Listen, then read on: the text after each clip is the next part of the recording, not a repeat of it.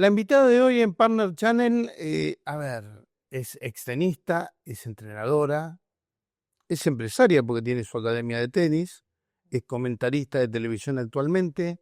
La pregunta es, ¿quién es hoy Mariana Díaz Oliva? La primera pregunta, Mari, ¿cómo andás? Hola Dani, muy bien. Bueno, es una gran pregunta porque a mí siempre me gustó todo lo relacionado con el deporte, mucho.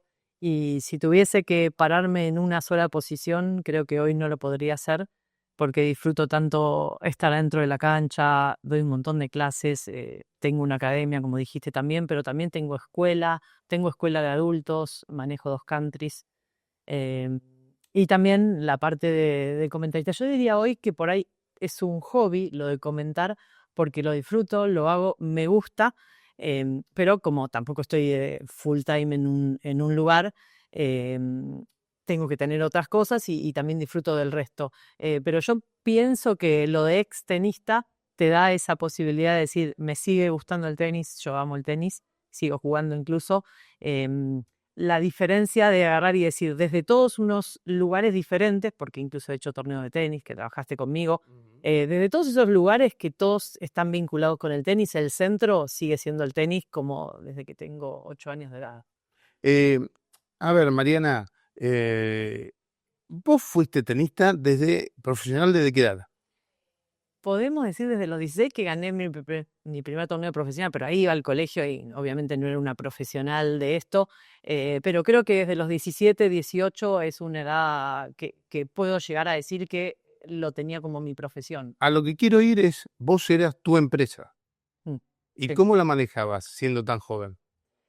Y para mí es lo más difícil en cuanto a un jugador en desarrollo y pensando si se va a dedicar a esto, justamente porque no tenés la madurez ni la experiencia, y es frustrante esa sensación de saber si lo estás haciendo bien o lo estás haciendo mal, no lo tenés en claro y que eso recién lo vas a saber unos años después, como la elección de un calendario, la elección de un entrenador, cuándo tenés una molestia y parar o seguir, o cuando necesitas la plata y tenés que bancarte una gira mucho más larga de lo que es realmente saludable. Bueno, todas esas cosas uno las va haciendo sin un conocimiento previo, ni de su cuerpo, ni de cómo va a ser el resultado, porque acá no es un examen, estudio, y yo ya sé que yo ya estudié todas las respuestas, yo soy buena estudiando, estudio todas las respuestas, yo sé que me va a ir muy bien. Bueno, acá en el tenis podés haber hecho todas las respuestas, que si el otro se mete en la cancha y es mejor que vos, no te van a dar los cálculos, pero creo que es algo que te fortalece mucho a futuro para pensar en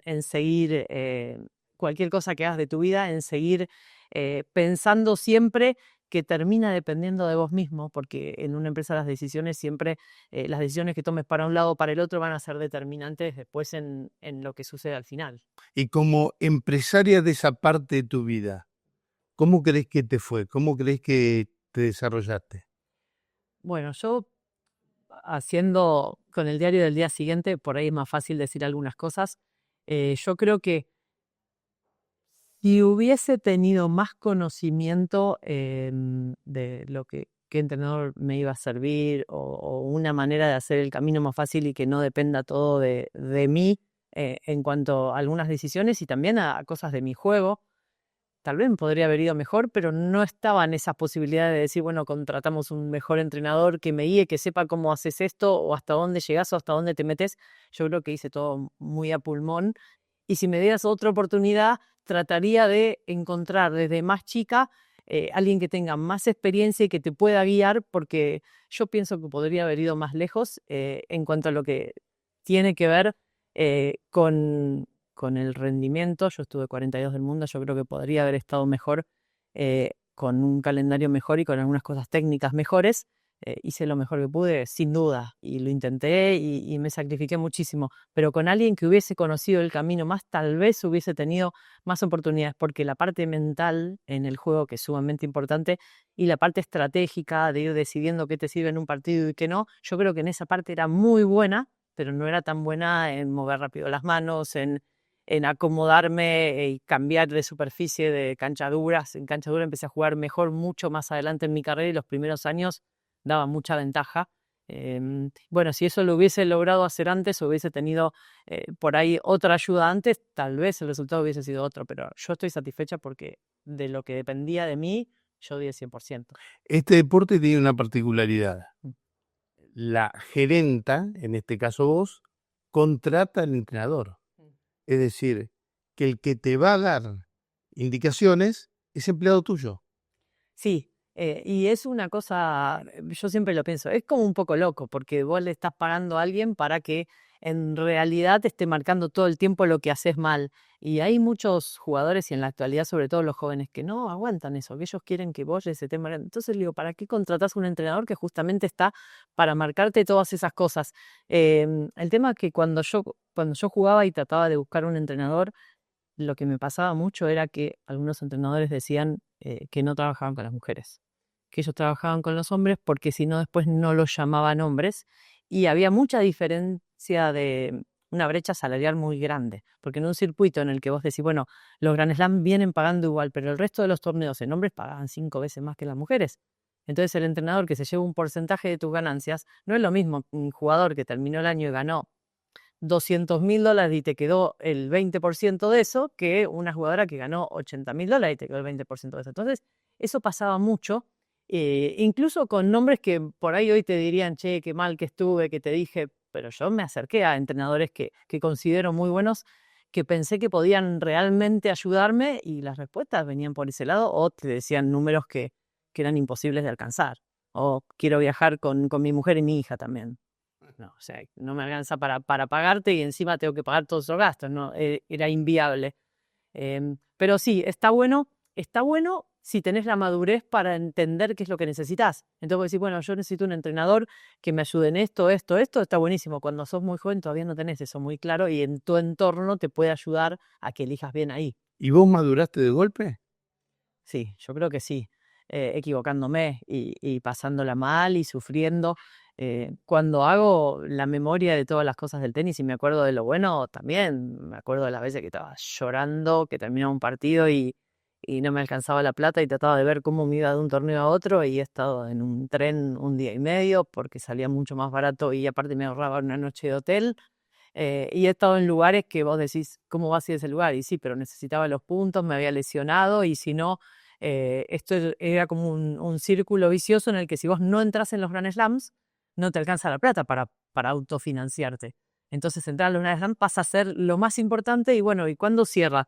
Y me entran todos estos torneos, bueno, y estos que están más flojos, porque nadie va. Bueno, te dabas cuenta por qué nadie iba cuando veías lo que era el torneo y te dabas cuenta que las condiciones para jugar ahí era la ley de la supervivencia.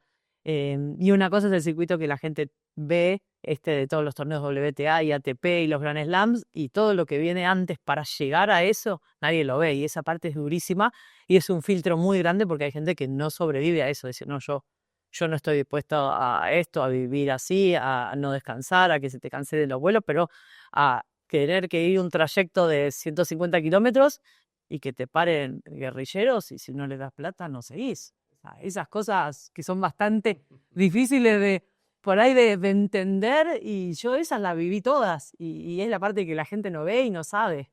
¿Y cómo manejaste la plata? ¿Cómo eras con la plata? ¿Eras meticulosa?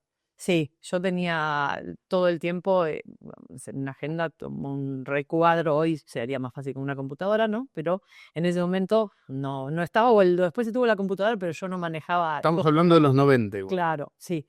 Y ahí tenía en cada semana y cada día todos los ítems: alimentación, lavar la ropa, encordados, todo lo que iba gastando, y obviamente también la plata que entraba esa semana en premios, y así yo iba haciendo un balance, iba viendo cómo iban los números, y después te pasaba que llegabas a torneos que te pagaban en efectivo y llegabas a sus torneos que te daban un cheque. Y un cheque, imagínate, por decirte una cosa, Bulgaria, un cheque tenías que mandarlo a Estados Unidos a una cuenta, a una cosa que se llama collectors, porque te cambian la plata del cheque. Si era en la moneda local, te lo transfieren a dólares hasta que se acredita, tardan 6 semanas. En ese momento, hoy es todo en un segundo. Bueno, todas esas cosas, y para tener el efectivo que necesitabas para diciendo, todo eso era algo que nadie hoy o sea, que no lo podrías imaginar, y vos sabés que hoy lo solucionás en 5 minutos. Y en esos momentos eran trabas enormes, o la visa para un pasaporte, que si ibas a jugar un torneo en Rusia, pero ellos te retienen el pasaporte, pero vos no estás en Roma, estás jugando un torneo, tenés que ir a dejar el pasaporte para volver a buscarlo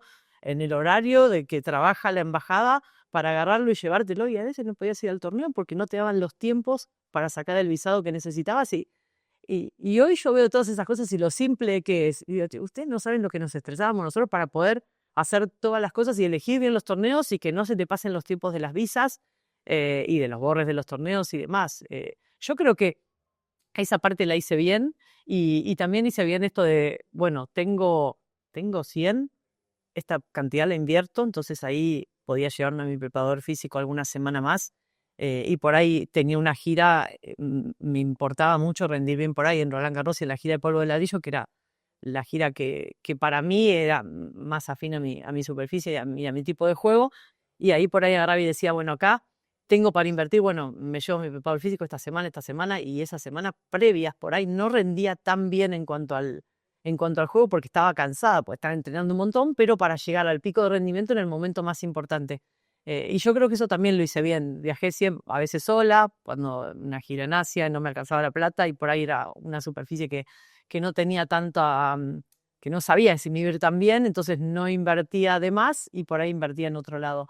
Eso lo hice bien y después esto de no gastar plata que no tenés, ¿no? Endeudarte. Es difícil. Eso es algo de la diaria. Claro. Es decir, a ver, para finalizar esta parte de Mariana Díaz Oliva, tenista, fuiste buena gerenta de tu carrera. Sí, sí, yo esa parte pienso que sí.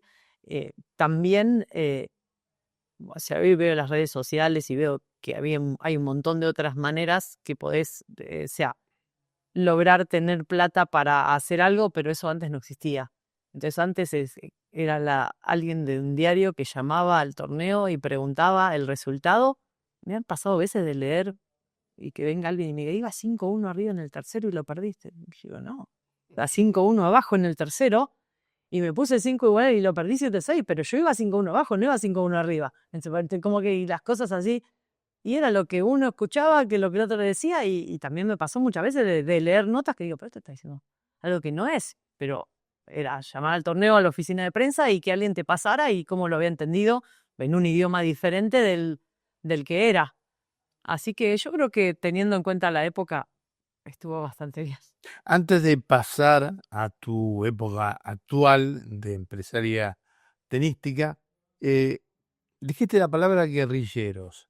Hoy muchos jugadores han sido suspendidos de tenis por arreglar partidos y de otros deportes también, de por vida inclusive algunos. Y vos tuviste una anécdota anécdota entre comillas, muy particular. ¿En Georgia era? Sí. Contanos un poco. Sí, bueno, ahí me había ido bastante atrás en el ranking porque había estado medio año parada por una operación en la rodilla. Entonces, cuando llegó el momento de defender todos esos puntos de medio año, cuando se fueron esos puntos, yo estaba a 190.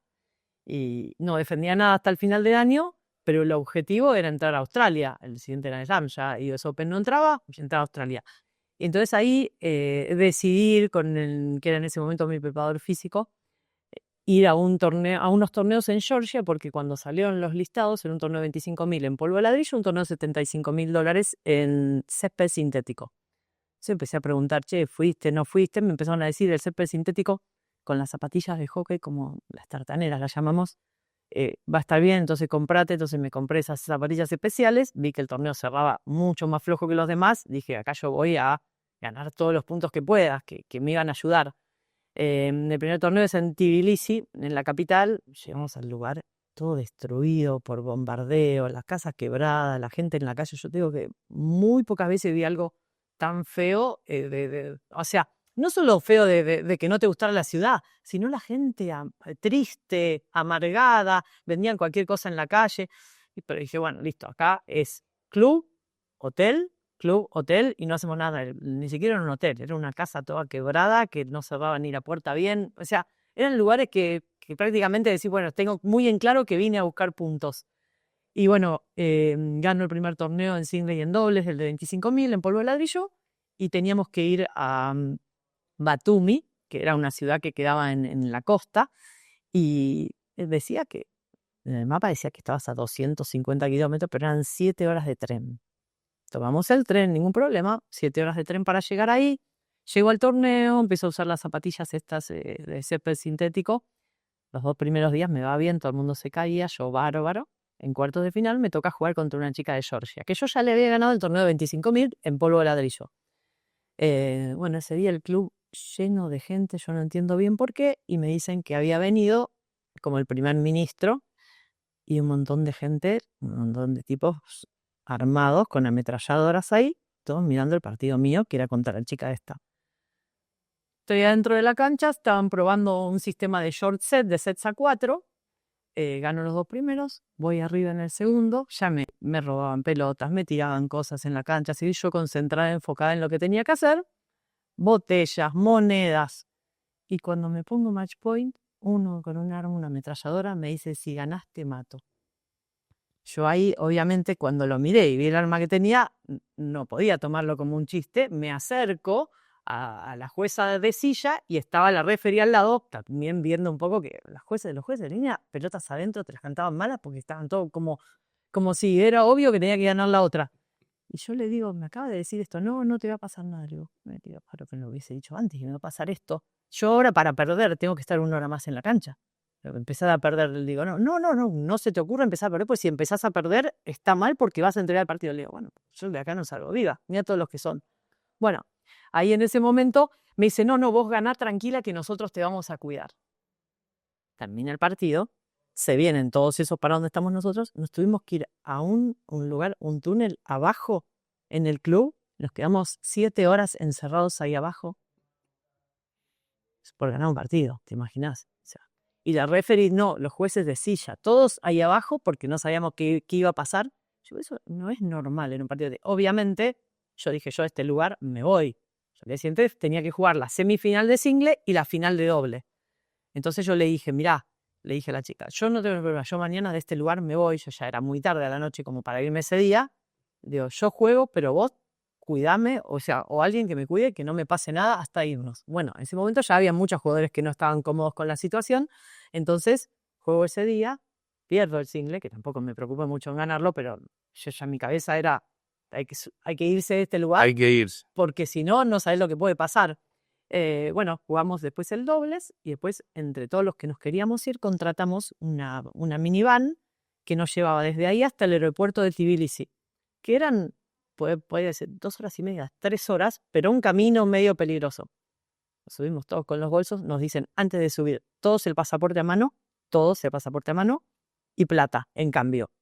¿Cómo plata en cambio? Bueno, porque el traslado lo vamos a cobrar $100 por persona, pero además cada uno tiene que mover $50 más en cambio porque nos van a parar en la ruta y fue el peor viaje que hice en mi vida.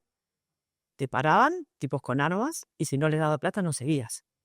O sea, y estuvimos durante 4 horas, porque lo tratamos de hacer en el medio de la noche, parando ahí, que venían unos tipos, se subían a la combi y no sabes qué iba a pasar. Y encima en el medio de la nada. Es un lugar que llegabas y me acuerdo que en un momento quisimos ir al baño y el baño eran letrinas y no vayas al baño porque no sé si volvés del baño.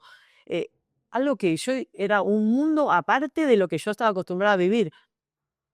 Me fui de ese aeropuerto, me fui a un torneo más y el torneo siguiente me había ido muy bien, me había sacado muchos de los puntos. En el torneo siguiente me tuve que volver a mi casa, llevaba 7 meses igual en Europa, porque yo dije hasta que no vuelvo al top 100 no vuelvo y lo estaba cumpliendo. Tuve que volver a mi casa porque no lograba, me hablabas y no lograba responderte y entender porque mi cabeza tenía tantas cosas y tantas emociones de cosas que habían pasado que quedé, o sea, quemada, ¿viste? Cuando el juego te dice estoy quemado, bueno, yo esa fue la vez que descubrí lo que era estar quemado.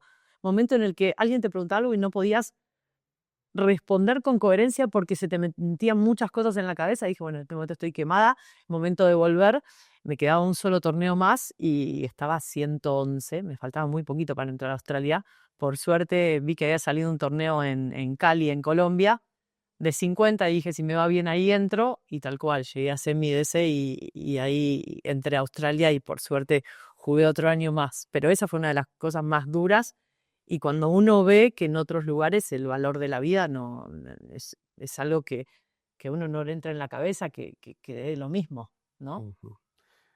Mariana, vamos a venir más para este lado. Ahora sos una empresaria tenística porque tenés tu academia, manejas un par de countries. Mm. Eh, ¿Cómo sos para manejar el liderazgo? Vos tenés gente a cargo, tenés un socio.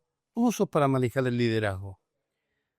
Bueno, yo creo que es fundamental que sola no puedes hacer todo, obviamente, porque no te da el tiempo y no te dan, porque aparte a mí me gusta también estar dentro de la cancha, no estoy afuera solamente, sino que también doy clases. Entonces, siempre tener una persona al lado que pueda tomar las mismas decisiones que vos, pero que sea siempre consultar con alguien. Y en el caso de la academia, somos 3 socios, en el caso de escuela y precompetencia somos 4 socios, y en el lado de los countries, en uno somos 4 y en otro somos 2. Para mí es fundamental que cada uno sepa qué tiene que hacer, cuál es el rol, quién es el que se expone ante ciertas cosas y quién es el que termina siendo el nexo, por ejemplo, con la parte directiva. Me parece que esas son las cosas que hacen que funcionen bien o mal algo, y el tema de la comunicación. Me parece que estar todo el tiempo, pero no comunicar bien o no, o todo el tiempo que estás, no aprovecharlo para que todas las cosas importantes estén funcionando, es tiempo perdido, porque si vos estás en la cancha y solamente estás dando clase, pero todo lo que está pasando alrededor, mientras tanto, no te estás enterando, no está pasando, bueno, necesitas a alguien que esté ahí y que en ese momento te pueda marcar lo que es el día a día, porque creo que lo fundamental son las relaciones, el vínculo y la comunicación en esos aspectos. Yo ya sé que trabajamos bien, ya sé que en la academia tengo todos buenos profes, de eso estoy 100% segura, pero nosotros terminamos perdiendo jugadores muchas veces porque nos falta toda esa pata, esa parte de lo que es la comunicación con el jugador, con los padres, y no tanto porque hagamos un mal trabajo. ¿Te cuesta delegar? Me cuesta mucho delegar, sí. Muchas veces siento que si delego no estoy dando la misma calidad que no le prometí, pero que le aseguré a esa persona. Pero lo que me empieza a pasar es que no me dan los tiempos, no me dan la posibilidad de poder hacer todo, y encima a mí me gusta hacer todo. ¿En ese punto te pareces a la Mariana jugadora? Sí, sí, para mí ese es el punto en el que es como que lo tengo naturalmente. Entreno a alguien, yo me pongo en el lugar del jugador, de qué me gustaría que me den cuando entreno. Por el otro lado, como entrenador, que pretendo de que el jugador que tenga la actitud. Entonces me pongo en todos los lugares, y muchas veces eso también te hace que tengas que hacer más cosas, o que tus funciones sean mucho más amplias de las que deberían ser. Porque hasta llegas a un punto que también estás de nutricionista y de deportólogo, de kinesiólogo, opinando si tiene que ir a kinesio, si tiene que ir al traumatólogo. Entonces, me parece que eso lo hace más exigente aún, y yo soy una persona que siempre estoy pensando cómo puedo hacer para que eso sea mejor. Y eso me parece que tiene mucho que ver con estar adentro de la cancha y darte cuenta, uy, cómo para ganarle a esta, le pegan más fuerte, tiene mejor revés, se mueve, ¿cómo hago? Y estar buscándole siempre la solución. Bueno, me parece que en eso es donde va primero, esa exigencia o autoexigencia de querer hacerlo mejor o perfecto y no dejar nada librado al azar. Me hace muchas veces que me cueste delegar, y otras veces incluso que la gente no valore lo que le estás dando hasta que va a otro lado y se da cuenta que no era así. Hasta que va a otro lado y no solo le cobran más caro, sino que se dan cuenta que nadie le hace esto, solamente se le meten dentro de la cancha el tiempo que esté, y después no hay nada más. Estamos en Partner Channel con Mariana Díaz Olivi y ya nos metemos en la parte final de la charla con Mariana. Si te encontrás y me imagino que te encontrás especialmente en los cantes, con un empresario textil, un empresario que maneja Bitcoin, Mm. un empresario que esté fuera de lo deportivo, Mm. ¿vos le recomendás que tenga una jornada deportiva al menos una vez por mes o cada 2 meses?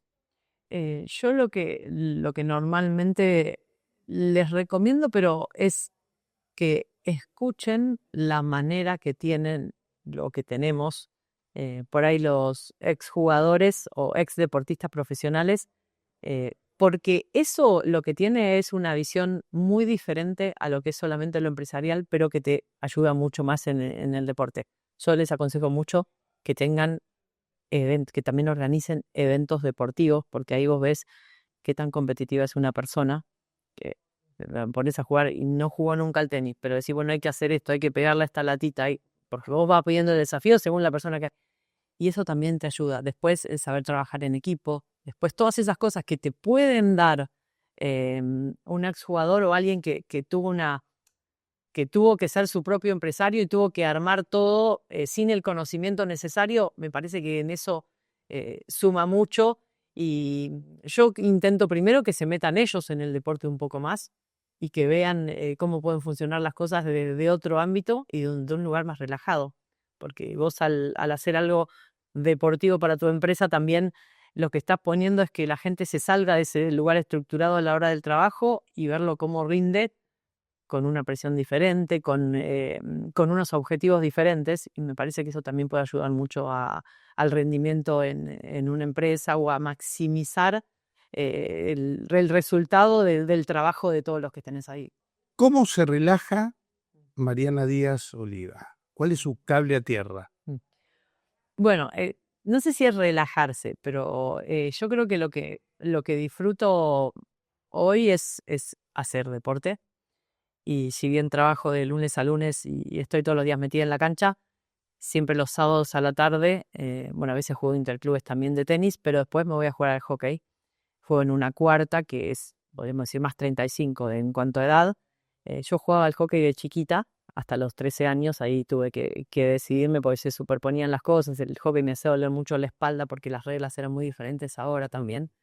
Y, y bueno, y ese momento es para mí el momento de ser una persona muy normal, porque no me vinculo desde el haber sido exjugadora de tenis, porque la gran mayoría no sabe quién soy ahí en ese contexto. Entonces, trato de todas las cosas y todas las experiencias que tuve en mi carrera deportiva y también en todos los equipos que armo para trabajar y demás, tratar de volcarlo porque es un deporte en equipo, pero también el ponerme nerviosa y no sé, que tengas que ir al baño antes de jugar, que eso a mí ya ahora no me pasa. En una cancha de tenis es muy raro que me ponga nerviosa. Por ahí a veces juego partidos buenos que son los que quiero jugar, pero en hockey no sé cómo van a ser las otras, no sé cómo voy a correr, cómo me voy a mover y todo eso me genera adrenalina. Y a mí me gusta mucho sentir eso, para mí es como sentirse viva. Y cuando yo dejé de jugar, si bien ya el físico no me daba, yo sabía que, que era cuestión de tiempo porque venía con muchas lesiones y no lograba hacer una gira sin tener algún problema físico más o menos grave.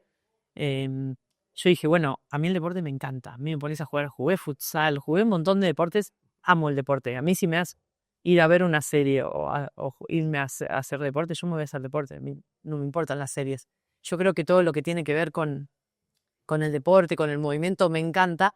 Y bueno, en el hockey descubrí esto, volver a sentir esa adrenalina, que es lo que más extrañas en el del circuito, porque son unos nervios, a veces, y se jugás por Argentina, tenés toda la gente ahí, querés ganar, pero estás bien tensa y es muy difícil jugar así y tratar de sacar el partido igual. Eso después uno lo extraña. En ese momento es un sufrimiento, porque el que te diga que no sufre en ese momento te está mintiendo. Cuando uno está tenso y no logra soltar los brazos y sabes la responsabilidad que tenés, sufrís. Pero cuando termina ese sufrimiento y encima lo lográs sacar adelante, es una sensación única. Porque el que te dice, bueno, no jugaste, no, yo sabía que no iba a jugar bien. Yo sabía que tenía que ganar este partido como sea, pero el que te diga que juega bien en ese momento son contados con los dedos de las manos, el que logra sacarse esa presión. Bueno, y la adrenalina para mí es eso, es ese combustible que te hace decir, bueno, yo hago todo esto, trabajo, me encanta todo lo que hago, pero tengo ese ratito para mí en el que soy cualquiera, no soy ni exjugadora de tenis ni nada, voy, corro atrás de la bocha, le pego, hago, y juego un rato a ser alguien que por ahí no soy, pero que me saca y puede ser un cable a tierra, ¿no? Que te saca totalmente de tu rutina habitual y en ese rato me desconecto. Para terminar, ¿dónde te ves dentro de 5 años? Bueno, yo creo que no va a haber mucha diferencia a lo que hago hoy en día. Ya tengo 49. Lo que sí me está pasando un poco factura el físico, la cantidad de horas. Yo ayer di 11 horas de clase, por ejemplo. Y si me dice, bueno, tú tenés que bajar las horas de clase, tengo que dejar a alguien afuera. Y yo tengo lista de espera para dar clase. Entonces muchas veces se me hace difícil decir que no, pero mi cuerpo me empieza a quedar dura el cuello, tengo muchas hernias de disco en la espalda, problemas en los pies, en las rodillas. No me tengo que quedar quieta, lo tengo claro, porque en cuanto me quede quieta va a ser muy difícil moverme, pero tengo que empezar a bajar la carga. Entonces, por ahí el agarrar y decir, trabajo con alguien más joven, entonces las clases las damos de a dos, un rato le tira canasto y hace lo que yo le digo, otro rato peloteo yo, y empezar a decir, bueno, de esa cantidad de horas en cancha físicas no son las 11. No sé, veamos que sean 6. Y la otra parte empezar a decir lo mismo para al lado de la persona, ¿no? Eh, yo quiero hacer el centro y cabecear. Bueno, estoy llegando a una edad que no lo puedo hacer. Tengo que empezar a pensar O que tirarse el centro o que cabecear. venía a cabecear a alguien o que me tire el centro. Pero yo creo que va a ser vinculada en lo mismo. Me gusta mucho el trabajo también transmitiendo partidos, esa parte me gusta. Pero también part-time hay mucha gente que también lo hace y que le gusta hacerlo. Así que yo creo que con un poco de todo, pero empezando a darme cuenta en qué cosas mi cuerpo me dice, bueno, no podés hacer las mismas cosas, tenés que empezar a bajar un poco. Pero yo sin duda sé que va a ser vinculada al tenis. Mariana, ha sido un gusto tenerte acá en Partner Channel. Espero que te hayas sentido cómoda. Muy cómoda, gracias, Dani.